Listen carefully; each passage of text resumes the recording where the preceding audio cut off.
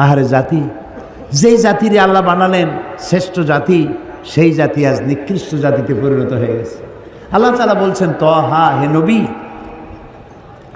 মা আনজালনা আলাইকাল কুরআন লিতাশকা, এই কোরআন আমি এই জন্য নাজিল করি নাই যে আপনার কষ্ট হবে। সুবহানাল্লাহ, বলেন সুবহানাল্লাহ। এই কোরআন এর জন্য নাজিল করি নাই যে আপনি কষ্ট পাবেন। এটা কি? ইল্লা তাজকিরা, এটা একটা নসিহত, এটা একটু উপদেশ। লিমান ইয়াখশা, যারা আল্লাহকে ভয় করে, যারা আল্লাহকে ভয় করে চলে তাদের জন্য নসিহত। আর এই নসিহত যারা মানবে তাদের কপাল খুলে যাবে। তো কপাল যদি আজ আমার পুড়ে থাকে, তাহলে কোরআন ছেড়েছি তাই কপাল পুড়েছে। এই পোড়া কপাল কি জোড়া লাগাতে চান? পোড়া কপাল জোড়া লাগাতে চান? কারা কারা চান দেখি তো, পোড়া কপাল জোড়া লাগাইতে চান? আলহামদুলিল্লাহ। সুপ্রিয় দর্শক, আসসালামু আলাইকুম রহমতুল্লাহ। আজকের আলোচনায় থাকবে এমন এক প্রেরণাময় ওয়াজ যা আমাদের হৃদয়কে নাড়া দেবে, মনকে করবে প্রশান্ত। আলোচনা করছেন প্রখ্যাত আলিমে দ্বীন, ইসলামিক চিন্তাবিদ আল্লামা দিলওয়ার হোসেন সাইদি রাহিমাহুল্লাহ। আলহামদুলিল্লাহ, হাত নামান। আলহামদুলিল্লাহ। আমরা আমাদের পোড়া কপাল যদি জোড়া লাগাতে চাই তাহলে সুপার গ্লু মাখলেই হবে নাকি? সুপার গ্লুতে কাজ হবে না। আল্লাহ রাব্বুল আলামিন বলেছেন,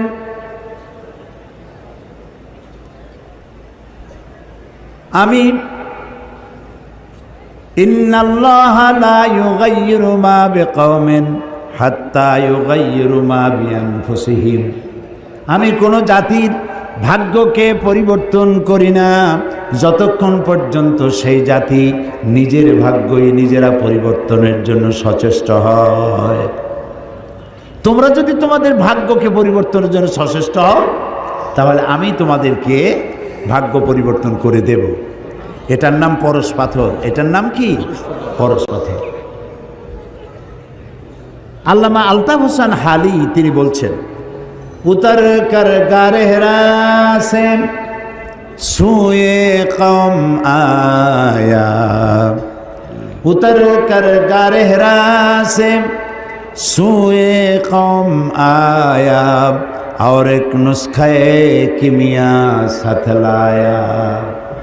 নবী করিম সাল্লাল্লাহু আলাইহি ওয়াসাল্লাম একটি অধপতিত সমাজকে কি করে চরিত্রবান বানানো যায়, কিভাবে ভালো বানানো যাবে, যেই জাতি চুরি করে, ডাকাতি করে, জেনা করে, ব্যভিচার করে, মানুষের মর্যাদা যেই জাতির ভিতরে নাই, এই জাতির ভাগ্য কেমনে ভালো হবে।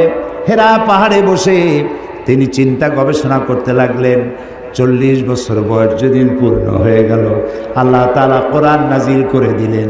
হেরা পাহাড় থেকে কোরআনের আয়াত নিয়ে তিনি দুনিয়ায় অবতীর্ণ হলেন, দুনিয়ায় এলেন। কোরআনের সংস্পর্শে যারা এলো, জিরোগুলি সব হিরো হয়ে গেল। আল্লাহু আকবার, আল্লাহু আকবার, আল্লাহু আকবার। হযরত ওমর, হযরত ওমর যিনি আল্লাহর নবী হত্যা করতে আসছে, সাধারণ মানুষ না, আল্লাহর নবী হত্যা করা কত বড় কঠিন কাজ। সে রসুলকে হত্যা করতে আসছে। এই কোরআন যখন তেলাওয়াত শুনলেন, এই জায়গাটা ঠিক আমি যেখান দিয়ে তেলাওয়াত করতেছি, এই জায়গাটা তিনি তেলাওয়াত শুনছিলেন, জীবনের পরিবর্তন হয়ে গেল। কোরআনের নির্ভুলতার অকাট্য দলিল এ বিষয়ে বলছেন আল্লামা দিলওয়ার হোসেন সাইদি। পৃথিবীতে সব জিনিসের নকল বেরোয়, আসল বেরোবার আগেই নকল বেরোয়। আর নকলে তো বাংলাদেশ ভালো চ্যাম্পিয়ন। পৃথিবীতে সব জিনিসের নকল আছে, আছে না? কিন্তু কয়েকটা জিনিসের নকল নেই। তার মধ্যে একটা হচ্ছে কোরআন। সুবহানাল্লাহ, পারবে না? আল্লাহ রাব্বুল আলামিন বলেছেন, তামাম পৃথিবীর সমস্ত মানুষ আর জিন সব যদি একত্রিত হয়ে যদি প্রচেষ্টা চালাও, পরস্পরকে সহযোগিতা যদি করো, এই কোরআনের মতো করে একখানা কোরআন বানাইতে পারবে না। আল্লাহ তাআলা আরো বলেছেন, যদি পারো তো কোরআনের মতো একখানা কোরআন বানাও। এই চ্যালেঞ্জ কেউ কবুল করতে পারলো না। আল্লাহ পাক তার চ্যালেঞ্জকে আরো একটু সহজ করে দিয়ে বললেন, 10টা সূরা বানাও। তাও কেউ পারল না। আল্লাহ এই পরীক্ষা আরো সহজ করে বললেন, ইন কুনতুম ফি রাইবিম মিম্মা নাযালনা আলা আবদিনা ফাআতু বিসূরাতিন মিন মিথলি। আমার বান্দার উপরে আমি যে কোরআন নাজিল করেছি, যদি তোমাদের সন্দেহ হয় তাহলে কোরআনের মতো করে ছোট্ট একটি সূরার মতো করে একটা সূরা বানাও। আল্লাহ তাআলা বলেন, ফাইন লাম তাফআলু ওয়া লান তাফআলু ফাত্তাকুন নারাল্লাতী ওয়াকুদুহান নাস ওয়াল হিজারা। আল্লাহ তাআলা বলছেন পারবা না এবং কখনোই পারবা না। তো দুনিয়ার সব জিনিস নকল হয়েছে, কোরআনের নকল আজও হয় নাই, ভবিষ্যতেও হবে না। ইনজিল নাজিল করেছেন কে? আল্লাহ তাআলা। জাবুরকে নাজিল করেছেন, তাওরাতকে নাজিল করেছেন। আল্লাহ কি বলছেন ইনজিল আমি হেফাজত করব, তাওরাত আমি হেফাজত করব, জাবুর আমি হেফাজত করব? বলেন নাই। কেন বলেন নাই? কারণ বলার দরকার নাই, ও শরীয়ত তো আল্লাহ মোকাম্মল করেননি। আরও কিতাব আসবে, সেই কিতাবখানার নাম কোরআন। এইটা নাজিল হবে। এইটা নাজিল করে আর নবী আসবে না, লা নবিয়্যা বা'দি ওয়ালা রাসূলা।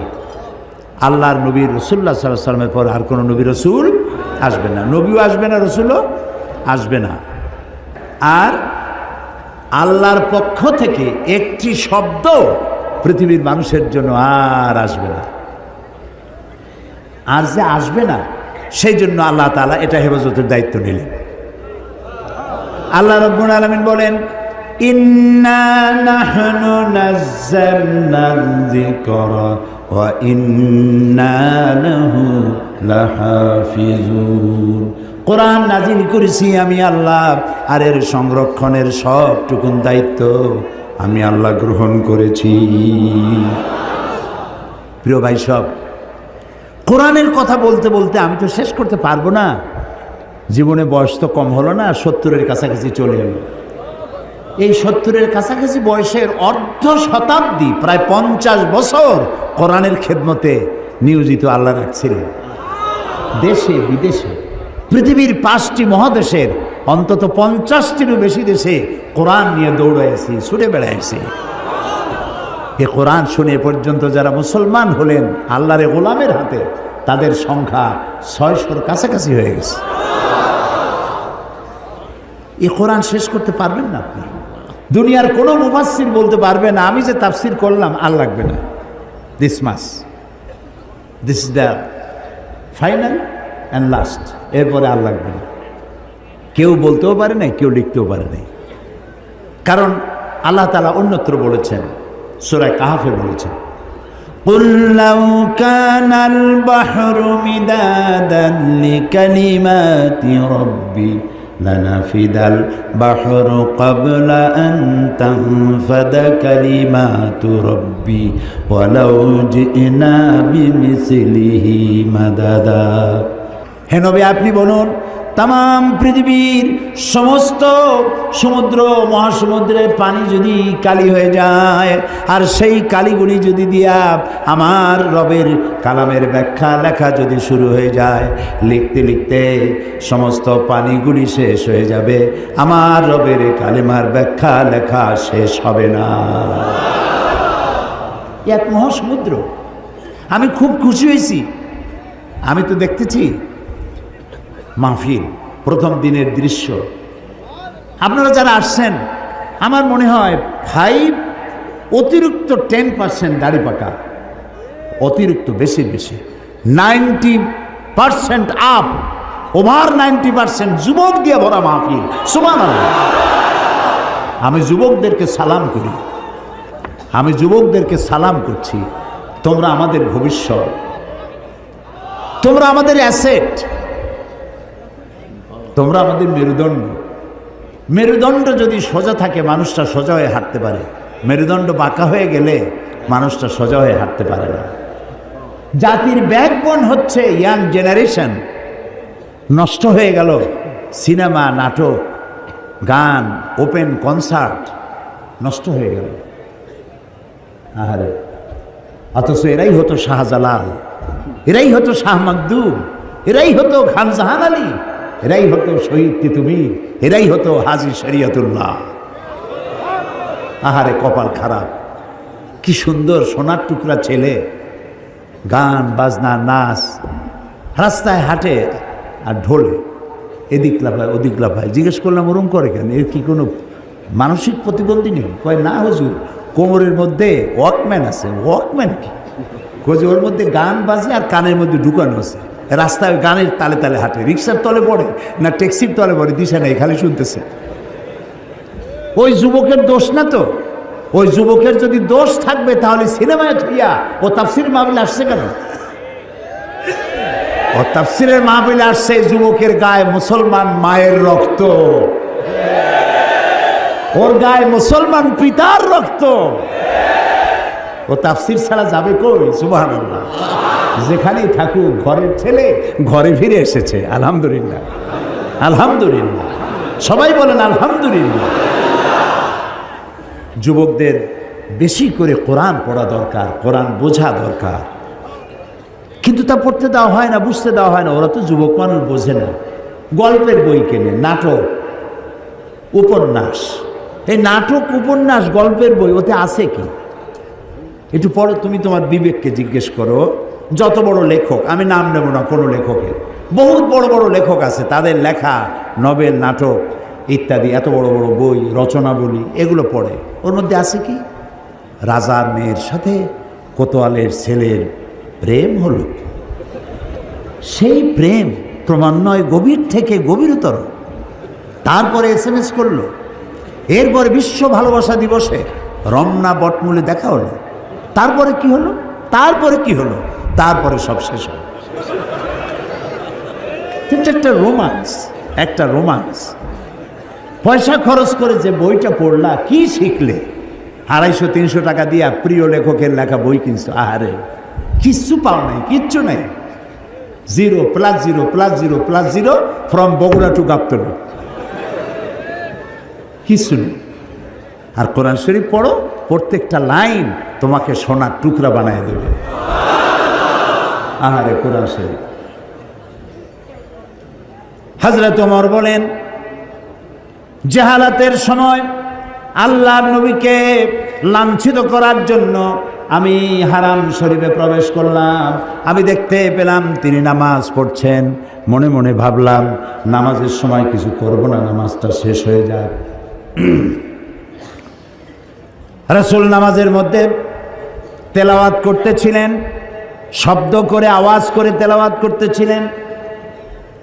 আমি পেছনে দাঁড়ানো, নামাজ শেষ হলেই টর্চার করব। তেলাওয়াতে এত মজা লাগলো, মজা তো লাগবেই, একে তো কোরআন, আর তেলাওয়াত করতেছেন তিনি যার উপরে নাজিল হয়েছে। সুবহানাল্লাহ, সুবহানাল্লাহ, আল্লাহু আকবার। কি মজা! যার উপরে নাজিল হয়েছে তিনি তেলাওয়াত করছেন। হযরত ওমর বলেন, তেলাওয়াত শুনে মনটা পাগল হয়ে গেল। মনে মনে ভাবলাম, মুহাম্মদ সাল্লাল্লাহু আলাইহি সাল্লাম তো জীবনে কোনো কবির সাথে চলাফেরা করেন নাই। নিশ্চয়ই কোনো জিন তাকে, রাতের বেলায় কোনো জিন তাকে শিখায় দিয়েছে, নইলে মিলায় মিলায় কিভাবে বলে, এটা বোধহয় কোনো জিনের কথা হবে। হযরত ওমর বলেন, আমি যখন মনে মনে ভাবলাম গণক হয়ে গেছেন, তখন আমি শুনতে পেলাম তিনি তেলাওয়াত করতেছেন, ওয়ামা হুয়া বিকাউলি কাহিনিন কালিলাম মা তাযাক্কারুন। না না না, এটা কোনো গণকের কথা নয়। আল্লাহু আকবার। হযরত ওমর বলছেন, আমার কাছে মনে হচ্ছিল যেন আমার পায়ের তলা থেকে মাটি সরে যাচ্ছে। কি আশ্চর্য! মনে মনে যা চিন্তা করি তারই জবাব আসে। আচ্ছা, এটা জেনের কথা নয়, কবির কথা নয়, গণকের কথা নয়, তবে এটা কি? যেই না মনে আমার প্রশ্ন উদয় হলো, তবে এটা কি? অমনি রাসূল আবার তার তেলাওয়াতের মধ্যে তিনি রাসূল তেলাওয়াত করতেছেন। তিনি তো জানেন না যে পিছনে ওমর দাঁড়াইয়া অঙ্ক মিলাইতেছে। সুবহানাল্লাহ। এ কুদরত কার? রাসূলুল্লাহ দোয়া করতেন, আল্লাহ ওমরাইনের জন্য তো দুই ওমরকে আল্লাহ তুমি ঈমান আনার তৌফিক দিয়ে দাও। দুই ওমর, এক ওমর হলেন ওমর ইবনুল খাত্তাব আর আরেকজন হলো ওমর ইবনুল হিশাম আবু জাহল। এই দুই ওমরের জন্য তিনি দোয়া করতেন, আল্লাহ ওদের নেতৃত্ব দেওয়ার দারুণ কোয়ালিটি, এই লোকগুলো আমার হাতে দিয়ে দাও, ইসলামের জন্য দিয়ে দাও। আল্লাহু আকবার। তো রসুলের দোয়া একজনের জন্য কবুল হয়েছে, হযরত ওমর ইবনুল খাত্তাবের জন্য। হযরত ওমর বলেন, আমার চোখের সামনে প্রশ্নবোধক চিহ্ন ঘুরতেছে, এটা জেনের কথা নয়, কবির কথা নয়, গণকের কথা নয়, তবে এটা কি? যখনই মনে মনে চিন্তা করছি তবে এটা কি, অমনি নবীজি তেলাওয়াত করলেন, তানজিলুম মির রাব্বিল আলামিন। এটা হচ্ছে আল্লাহর পক্ষ থেকে নাজিলকৃত কিতাব। সুবহানাল্লাহ।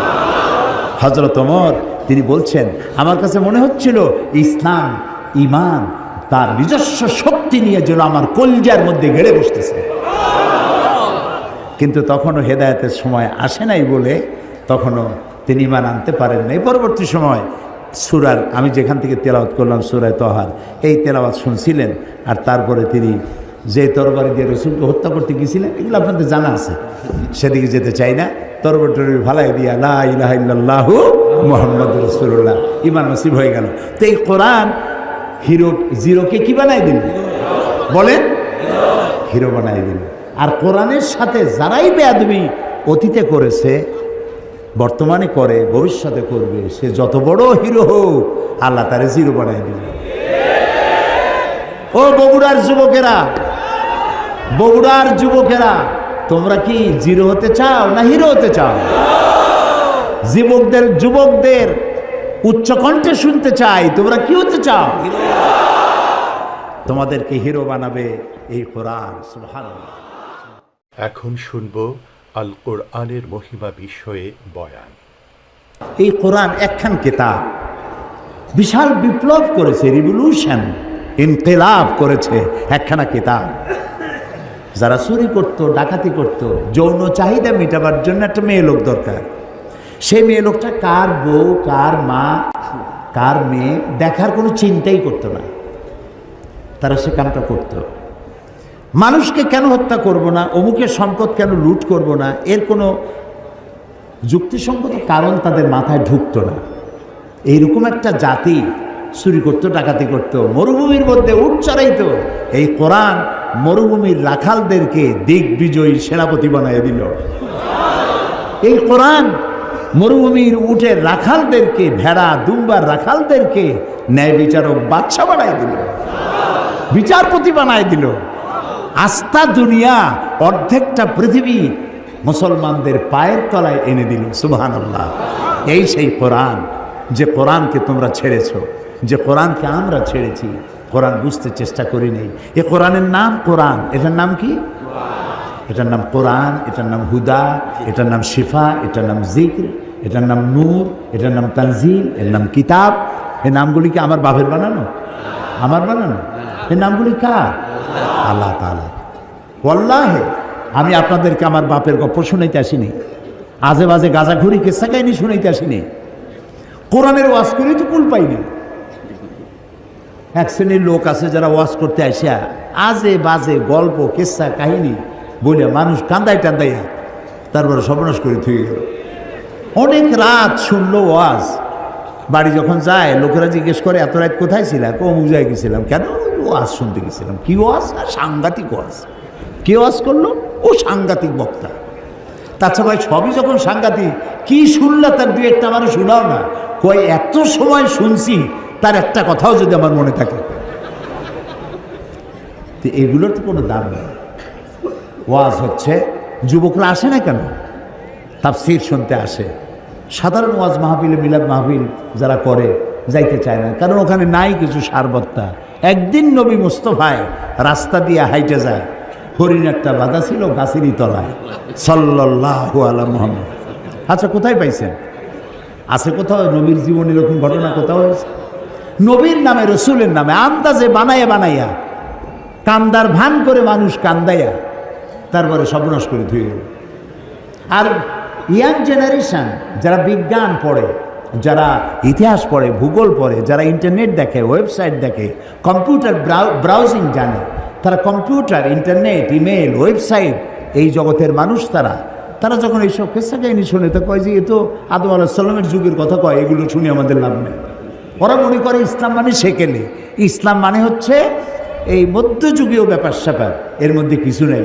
কিছু আছে কিনা কালকে শোনাবো ইনশাআল্লাহ। এর মধ্যে কোন বিজ্ঞান চাও, কি চাও, তোমরা কি শুনতে চাও? তিবিয়ানান লিকুল্লি শাই, সব কিছু আল্লাহর মধ্যে বলে রেখেছেন। ইতিহাস আছে 30 মধ্যে আছে কি একটু কৌতূহল হলো না জানার জন্য? আহারে কপাল।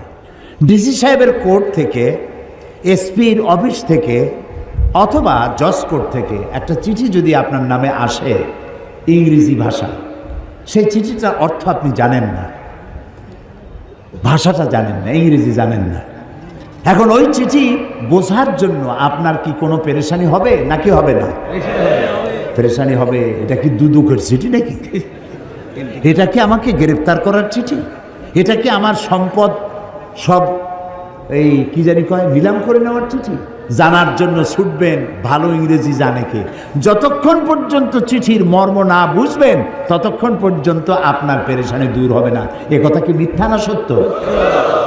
তো একটা ডিসি অফিসের সামান্য একটা চিঠি, এসপির অফিসের একটা সামান্য চিঠি, কোর্টের দুদকের একটা চিঠি বোঝার জন্য এত পেরেশানি হয়? অত বড় আকাশটার মালিক, জমিনের মালিক, আমার মালিক একখানা চিঠি দিয়েছেন নাম কোরআন শরীফ, এইটা জানার জন্য আগ্রহ সৃষ্টি হলো না, পেরেশানি হলো না? আহারে পোড়া কপাল। সারাটা জীবন সূরা ফাতিহা দিয়ে নামাজ পড়লাম, অর্থও জানি না, ব্যাখ্যাও জানি না। আহারে কপাল, বদকিসমত এই জাতি। এই কোরআনের, এই কিতাবের যতগুলি নাম আছে তার মধ্যে একটি নাম হচ্ছে কোরআন। এটাকে আমরা হুদা যদি বলি অনেকে চিনবে না, ওই কি এর হুদা? হুদা মানে বরিশালে ওদিকে হুদা মানে খালি হুদাহুদি বলে। হ্যাঁ হুদা, এখানে কি বলে? আচ্ছা না বললেও কোনো এক সময় বলবেন। তো হুদা বললে বুঝবে না, তানজিল বললে বুঝবে না, নূর বললে বুঝবে না, সেবা বললে বুঝবে না। সব থেকে কোন নামে চেনে এটাকে? কোরআন। তারপরে ফোরকান বললেও চেনে। তারপর চিন্তা করে ফোরকান তো 4 কান, এটা কি? ওটাও বুঝবে না। কোরআনই ভালো করে বুঝবে। তার প্রথম নামটাই হলো কোরআন। কোরআন মানে কি? কোরআন শব্দের অর্থ হচ্ছে বহুল পঠিতব্য, বহুল পঠিত, যা বারবার পড়তে হয়। এই যে নাম, সার্থক নাম, কোরআনের চাইতে বেশি পড়া হয়েছে পৃথিবীতে এরকম একখান বইয়ের নাম আপনি বলেন। বললে আমি পুরস্কার দিয়ে যাব। নাই, পৃথিবীতে এমন একটা মুহূর্ত নাই যখন কোরআন শরীফ পড়া হয় না। ভাবতে পারেন যে আমার এখানে যখন রাত 1টা বাজে তখন তো সারা দেশ ঘুমাই গেল, তখন কোরআন শরীফ কেরা পড়ে? আরে ভাই, আপনার এখানে যখন রাত 1টা, আমেরিকায় তখন দিনের 1টা, ওরা তখন জোহর পড়তেছে।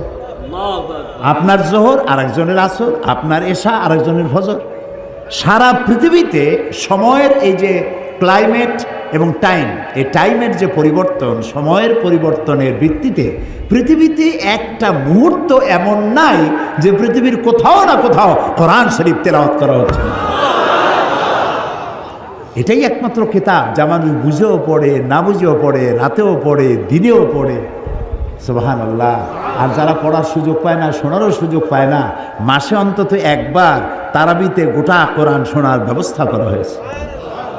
কিন্তু এটা ঠিক না যে শুধু আমি শুনব। কোরআন বহুল পঠিত, এর থেকে বেশি পড়া হয়েছে এমন কোনো কিতাব পৃথিবীতে নাই। 1। 2 নম্বরে এর নাম হলো কিতাব। এর নাম কি? কিতাব। কিতাব মানে লেখা, কিতাবাত করা, লেখা। কোরআনের চাইতে বেশি লেখা হয়েছে, কোরআনের চাইতে বেশি প্রিন্টেড হয়েছে, ছাপা হয়েছে। এরকম একখানা বইয়ের নাম কি বলতে পারবেন? নাই। পৃথিবীর সর্বাধিক প্রিন্টেড, সর্বাধিক ছাপা লেখা হয়েছে যে কিতাব, তার নাম কোরআন শরীফ। একজন সফর করা, এই সফর করার ক্ষেত্রে কি ক্ষতি রয়েছে মানুষ যদি জানতো মাসার রাকিবুন বিলাইলিন ওয়াহদা, তাহলে কখনো একাকী সফর সেই ব্যক্তি করতেন না। সেজন্য আমরা কখনো একাকী সফর করব না, ভ্রমণ করব না। এবং নবীজি সাল্লাল্লাহু আলাইহি ওয়াসাল্লাম একাকী সফর করা, ভ্রমণ করা পছন্দ করতেন না। এবং সফর করার ক্ষেত্রে আমরা যদি মনে স্থির করি আমরা বৃহস্পতিবার যাওয়ার জন্য প্রস্তুতি গ্রহণ করব। আরেকটি হাদিস, আমর ইবনে শুআইব রাদিয়াল্লাহু তাআলা আনহু বর্ণিত قال قال رسول الله صلى الله عليه وسلم الراكب شيطان, একজন সফরকারী আরোহী ব্যক্তি একটি শয়তান। মারাত্মক কথা। সম্মানিত হাজিরিন, আমরা একাকী কখনো সফর করব না। আর রাকিবু শয়তানুন, একজন সফরকারী আরোহী ব্যক্তি একজন শয়তান বা একটি শয়তান। ওয়ার রাকিবানে শয়তানানে, দুইজন আরোহী ব্যক্তি, সফরকারী ব্যক্তি দুইটি শয়তান। ওয়াস সালাসাতু রাকবুন, এবং তিনজন আরোহী ব্যক্তি, তিনজন সফরকারী ব্যক্তি একটি কাফেলা। সুবহানাল্লাহ, সুবহানাল্লাহ। সেজন্য সম্মানিত হাজিরিন, আমরা প্রিয় দর্শকবৃন্দ, আজকের আলোচনাটি এখানেই শেষ করলাম। আশা করি আপনাদের হৃদয়ে স্পর্শ করেছে এই ওয়াজটি। নিয়মিত এমন আলোচনা পেতে আমাদের সাথেই থাকুন। আল্লাহ হাফেজ। আসসালামু আলাইকুম ওয়া রাহমাতুল্লাহ।